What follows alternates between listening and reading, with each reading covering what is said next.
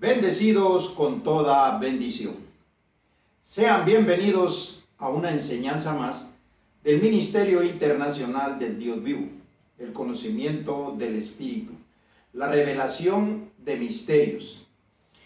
Cada misterio que nosotros vamos conociendo, cuál es la revelación, nos va dejando una instrucción muy importante para poder ir saliendo de las tinieblas y así entrar a la luz del conocimiento del Espíritu. Porque la enseñanza del Espíritu es el beneficio que Dios tenía preparado para el pueblo que Él había escogido para recibir los beneficios que Él tenía para ese pueblo. De hecho, la enseñanza para esta oportunidad tiene por título: ¿cuál es la herencia de Dios para los hijos? Eso es lo importante, que nosotros conozcamos, sepamos cuál es la herencia que Dios había prometido para su iglesia, para sus elegidos, para sus escogidos.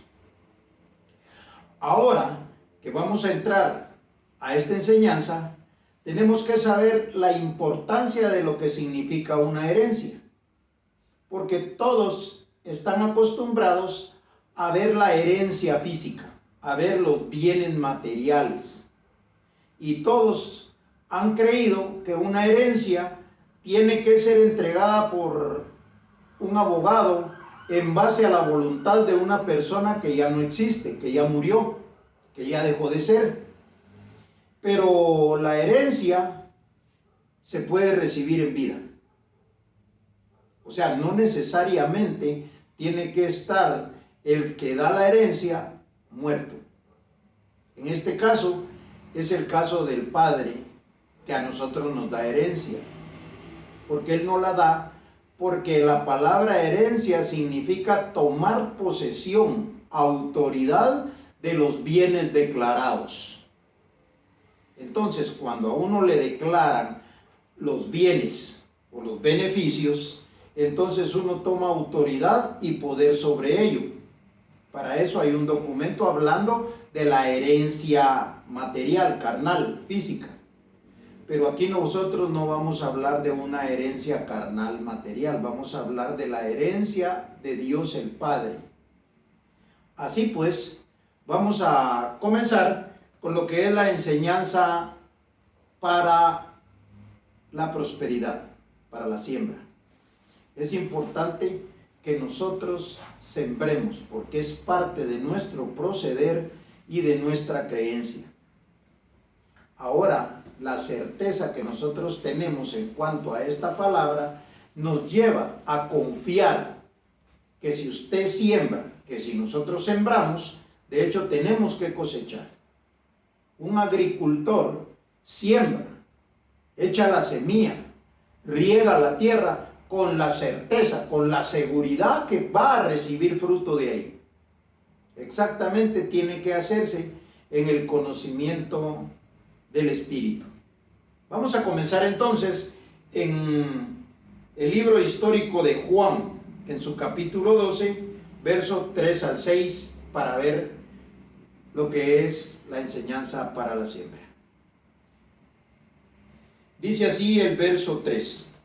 Entonces María tomó una libra de perfume de nardo puro, de mucho precio, y ungió los pies de Jesús, y los enjugó con sus cabellos, y la casa se llenó de olor del perfume. Y dijo uno de sus discípulos, Judas Iscariote, hijo de Simón, el que le había de entregar: ¿por qué no fue este perfume vendido por 300 denarios y dado a los pobres? Pero dijo esto, no porque se cuidara de los pobres, sino porque era ladrón y tenía la bolsa y sustraía de lo que se echaba en ella. En esta oportunidad, nosotros no vamos a hablar ni del perfume, ni vamos a hablar de Judas, ni señalarlo como ladrón. Vamos a hablar de la bolsa que Jesús de Nazaret tenía de donde Judas era el tesorero. Lo que nosotros nos vamos a preguntar es cómo se llenaba o qué se echaba en esa bolsa. Se echaban los diezmos y las ofrendas. Quiere decir que Jesús de Nazaret recibía los diezmos y las ofrendas no porque tuviera necesidad, ni mucho menos que aquellos le echaran en esa bolsa por lástima. No, esto se practicaba porque era una ley establecida, no una ley como obligación, sino una ley que lo que se siembra, se cosecha. De hecho, conocemos la historia de aquella viuda que echó 2 blancas. Y el mismo Jesús dice, esta viuda echó más que todos ustedes, dio más que todos ustedes. De lo que estamos hablando es de la práctica de dar. En este caso, los que le creían a la palabra de Jesús. Los que no le creían, no iban a echar nada. ¿Por qué razón? Porque siempre el que más critica en cuanto a los diezmos es el avaro. Nosotros podemos darnos cuenta de que todas las personas que han recibido diezmos en estos tiempos han sido criticadas y señaladas de ladrones. En este caso, los que no le creían a Jesús de Nazaret lo trataban de ladrón, porque si no creían a la doctrina, ¿cómo iban a echar? Lo mismo pasa hoy en día. Si usted ha creído a esta doctrina, debería de echar, debería de dar para cosechar, no para dádivas, como dice Pablo. No es que busque dádivas, sino que busco fruto que abunde en su cuenta. ¿Por qué? Porque fruto de que usted ha creído a esta palabra es que usted comienza a sembrar, comienza a dar. Por eso no hay cantidad. Usted puede echar lo que crea que debe de echar. Así pues, tuvimos una enseñanza más en lo que es el conocimiento de la siembra y la cosecha, que es algo que está establecido por Dios en la historia, y nosotros no nos hemos salido de la historia. Que estamos viviendo tiempos extraordinarios, tiempos fenomenales. Entonces, eso es otra cosa. Así pues, vamos a entrar a lo que es el conocimiento de qué es la herencia o cuál es la herencia de Dios para sus hijos. Y vamos a tratar de hacerlo de una manera rápida, breve. Vamos a repetir algunos versículos que hemos venido leyendo, pero es necesario, porque esto lleva una secuencia. Nosotros vamos de gloria en gloria. Nosotros vamos cada vez creciendo en cuanto a la sabiduría, en cuanto a la enseñanza. Entonces, en esta oportunidad vamos a ver cosas muy interesantes, que aunque usted diga eso ya lo sé, eso ya lo vi, no es del mismo ángulo de donde nosotros lo vamos a ver. O qué tanto beneficio pueda traer para ir limpiando nuestra mente de toda la contaminación religiosa que es engaño, que son tinieblas, que es mentira. Vamos a comenzar pues en Hebreos, en el capítulo 1, verso del 1 al 4, para saber en realidad de qué nosotros estamos hablando en cuanto al conocimiento de la herencia. Vamos a leer estos 4 versículos y luego vamos a tomar de ahí lo más importante para esta enseñanza. Dios, habiendo hablado muchas veces y de muchas maneras en otro tiempo a los padres por los profetas, en estos postreros días nos ha hablado por el Hijo, a quien constituyó heredero de todo. Note bien, heredero de todo. Quiere decir que el Hijo fue constituido heredero de todo. Entonces dice, y por quien asimismo hizo el universo. O sea, el universo fue hecho y fue creado para que de ahí tomara Jesús los ejemplos y las bases para que nosotros supiéramos que esa es su herencia. Ahora, la importancia de esta enseñanza no es saber qué heredó Jesús, sino como siempre, muy interesados, qué heredamos nosotros como seguidores de esta doctrina, como partícipes del conocimiento celestial. Entonces sigue diciendo, por quien asimismo hizo el universo, el cual, siendo el resplandor de su gloria y la imagen misma de su sustancia, y quien sustenta todas las cosas con la palabra de su poder, habiendo efectuado la purificación de nuestros pecados por medio de sí mismo, se sentó a la diestra de la majestad en las alturas. Ya hablamos que sentarse no es una posición física. Sentarse es sinónimo de autoridad, de poder. Para nosotros ahora saber qué es lo que nosotros vamos a recibir de la misma manera. Dice el verso 4, hecho tanto superior a los ángeles, cuanto heredó más excelente nombre que ellos. ¿Qué dice que heredó? Más excelente nombre que ellos.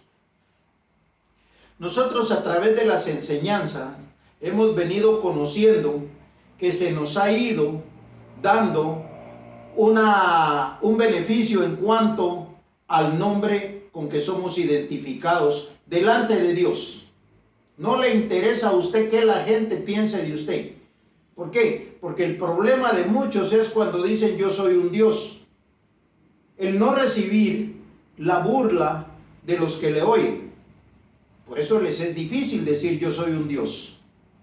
Ahora, a medida que se va acostumbrando, lo más importante es que usted lo vaya creyendo, que usted es un Dios. No porque a usted se le antoje, ni porque a mí se me haya ocurrido, no, sino porque Dios lo dejó escrito por medio de lo que nosotros estamos conociendo, de lo que nosotros estamos aprendiendo a través de este libro que se llama la Biblia. Entonces nosotros hemos adquirido nombres, como vimos la vez pasada o la semana pasada, que ángel era Jesús, porque venía a dar un anuncio, porque venía a dar un conocimiento. Nosotros que practicamos también la labor de la predicación, nosotros estamos tomando una actitud angelical. Y eso es motivo de burlas. A veces no hay gente que tenga el valor de decírselo a uno en su cara, por amistad, por compadrazgos, lo que sea. Pero detrás de uno se entera que fulanito dijo, fíjate que esto, que piensa que vos estás engañando a la gente, que dijo que... Eso es lo que él piensa, eso es lo que él juzga en base a las mentiras religiosas que ha conocido. En base a la enseñanza que tiene doctrinalmente en la religión en la que participa. Eso no es la verdad de Dios. La verdad de Dios es lo que está escrito, donde nosotros hemos aprendido que somos hijos de Dios. Y si hijos, también herederos. ¿Por qué? Porque nosotros recibimos una herencia conforme el tiempo estipulado por el Padre. Y es lo que nosotros estamos conociendo hoy. Ahora, ¿cómo entender nosotros, conforme a lo que está escrito, para que esa certeza se vaya afirmando en nuestra cabeza? Para eso son estas enseñanzas. Porque qué fácil es que le diga a alguien, repita conmigo, yo soy un Dios. Eso pasaba en la gracia. Y nosotros repetíamos como loros que somos dioses. Pero la confirmación en nuestra cabeza no estaba. Es más, muchos de los que participaron en la gracia hoy no participan de la resurrección de los muertos, ni tampoco de una nueva vida. En la resurrección de los muertos participaron algunos, de hecho muchos, pero no están tampoco participando de una vida nueva. Puede que hayan resucitado y vuelto a morir en la misma resurrección, porque no tienen una vida nueva, no volvieron a vivir, como dice allá en Romanos 14:9. Para esto Cristo murió, resucitó y volvió a vivir. No quiere decir que quedó solo resucitado. No, había una vida después de la resurrección. Y eso es lo que nosotros estamos viendo. Que nosotros vamos a alcanzar un nombre conforme el conocimiento de la doctrina y que nosotros somos dioses. Ahora vamos a seguir en Romanos, en el capítulo 8, versos del 13 al 25.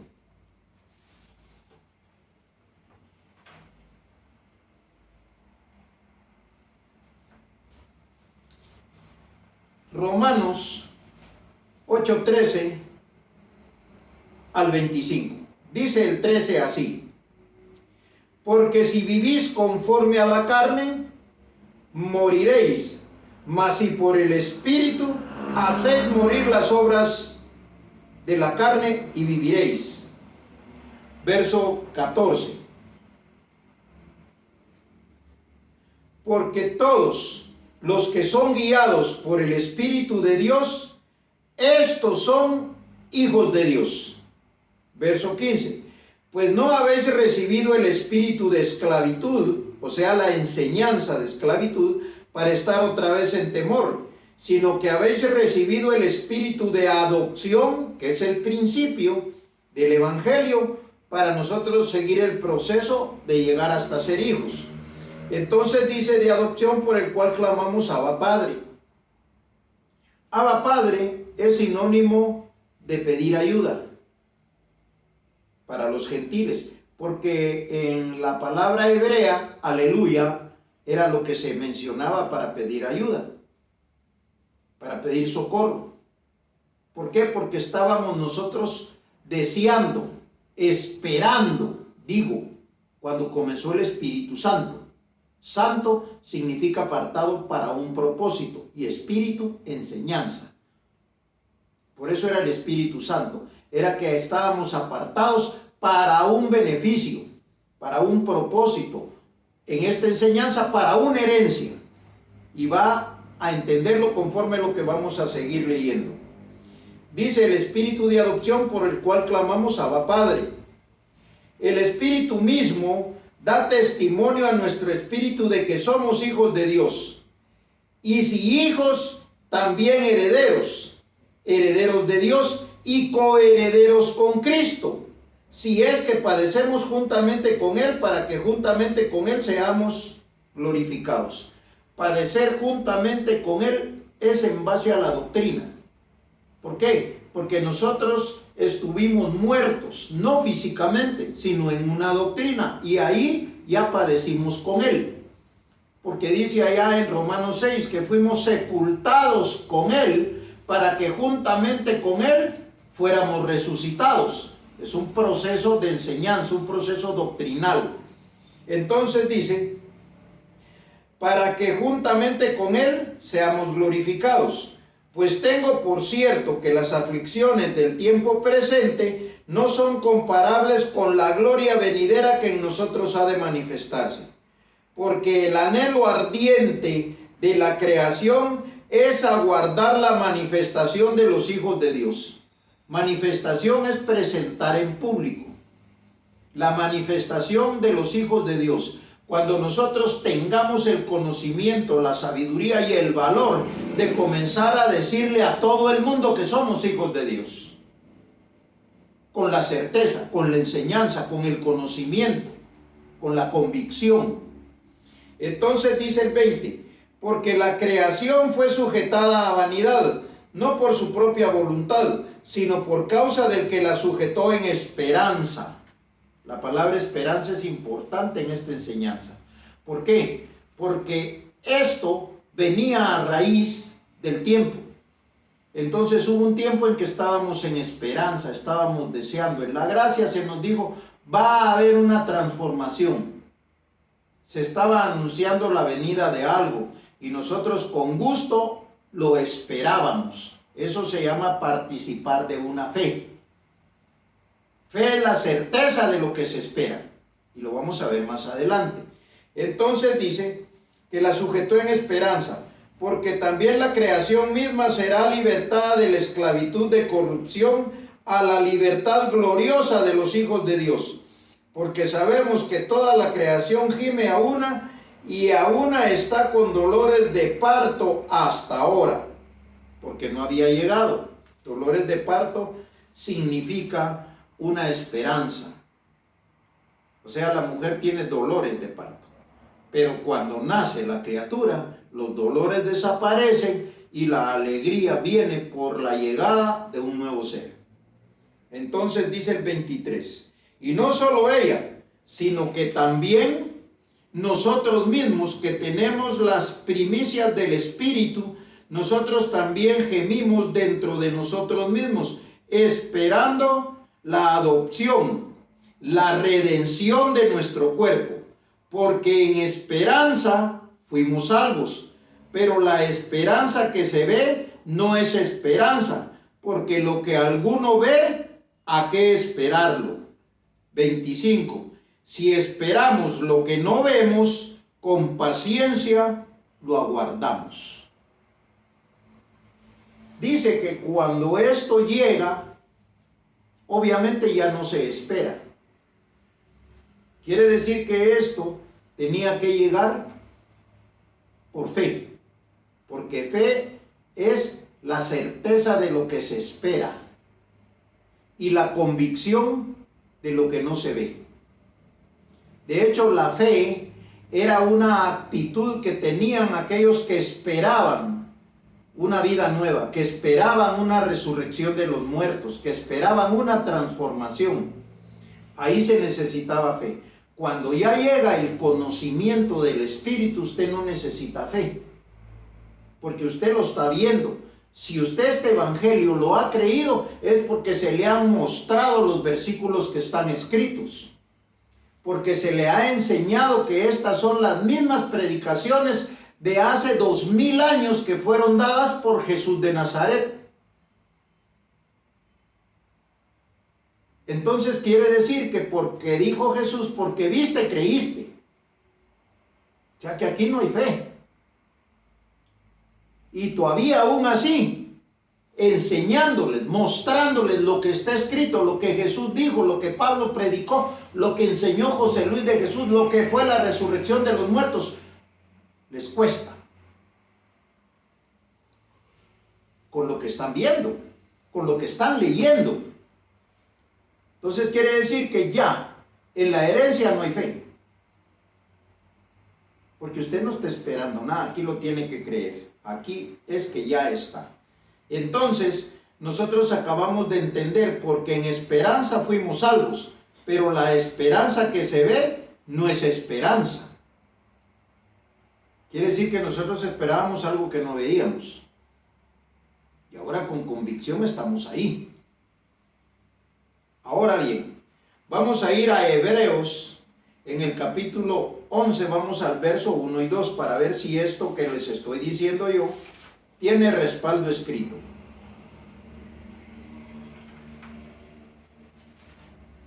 Hebreos 11, 1 y 2 dice: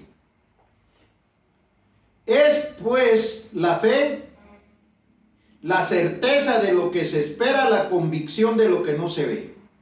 Verso 2. Porque por ella alcanzaron buen testimonio los antiguos. ¿Qué era lo que se alcanzaba con la fe? Buen testimonio nada más. Entonces aquí en los versos voy a leer el 4 rápido. Por la fe Abel ofreció a Dios más excelente sacrificio que Caín, por lo cual alcanzó testimonio de que era justo, dando Dios testimonio de sus ofrendas, y muerto aún habla por ella. Quiere decir que cuando participaron aquellos de una fe, lo único que daban era buen testimonio, pero ellos no recibían nada por eso. Ni Abraham, porque usted en el capítulo 11 completo va a ver a Abraham, va a ver a Moisés, va a ver a todos los que participaron en actitud de fe. Entonces, vamos a leer rápidamente Hebreos 11, 39 y 40.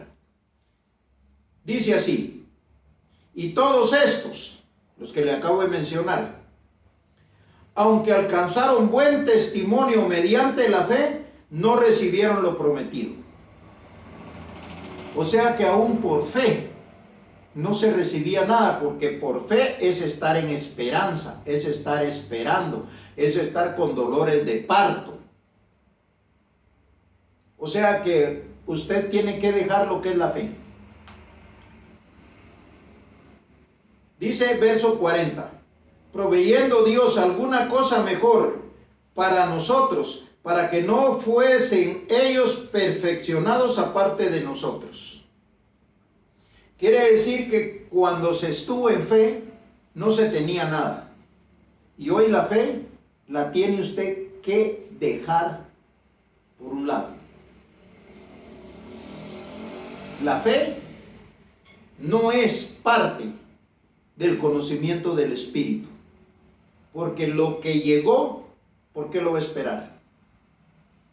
O sea, estamos hablando de la herencia, de los beneficios de Dios. Entonces dice el verso 1 del capítulo 12, por tanto, nosotros mismos, teniendo en derredor nuestro tan grande nube de testigos, despojémonos de todo peso y del pecado que nos asedia y corramos con paciencia la carrera que tenemos por delante. Puestos los ojos en Jesús, el autor y consumador de la fe. Quiere decir que mientras duró Jesús había fe. Él fue el autor y el consumador. ¿Por qué? Porque Cristo significa salvación. Cuando termina la salvación, usted entra en un proceso de herencia. Usted entra en una vida nueva, con nuevos beneficios. Vamos a ver si esto es cierto. Mateo 25, versos del 31 al 34, y con esto terminamos. Mateo 25, del 31 al 34, dice: cuando el Hijo del Hombre venga en su gloria, y todos los santos ángeles con él, entonces se sentará en su trono de gloria, y serán reunidas delante de él todas las naciones, y apartará los unos de los otros, como aparta el pastor las ovejas de los cabritos. Fíjese que dice, apartará a los unos de los otros. Eso va a ser el Señor. El ejemplo del pastor es ovejas y cabritos, pero aquí no está hablando del ejemplo. Aquí está hablando de lo que el Señor va a apartar los unos de los otros. La gente sigue con la idea de que yo soy oveja, de que yo soy cabrito. No. Aquí usted entra en un conocimiento espiritual donde comienza a ver que todos los ejemplos quedaron en la historia, quedaron en la parte de la fe. Como está bien claro, la fe duró hasta que termina Cristo. Dice, cuando entregue el Hijo el reino al Dios y Padre, entonces Él será todo en todos. Es el proceso que estamos viviendo. Estamos en manos del Padre. Estamos siendo educados, enseñados con una sabiduría espiritual que es dada por medio del Padre. Entonces dice, 33, y pondrá las ovejas a su derecha y a los cabritos a su izquierda. Entonces el rey dirá a los de su derecha, venid benditos de mi Padre, heredad el reino preparado para vosotros desde la fundación del mundo. Nosotros tenemos por heredad un reino, y es el reino de los cielos. Los cielos es cuando están completos todas las enseñanzas, o están completos todas las partes de la historia, donde el primer cielo, el segundo cielo y el tercer cielo. Pablo dice, conozco un hombre que fue arrebatado al tercer cielo. ¿Cuál es el tercer cielo? El último conocimiento dado por el Padre.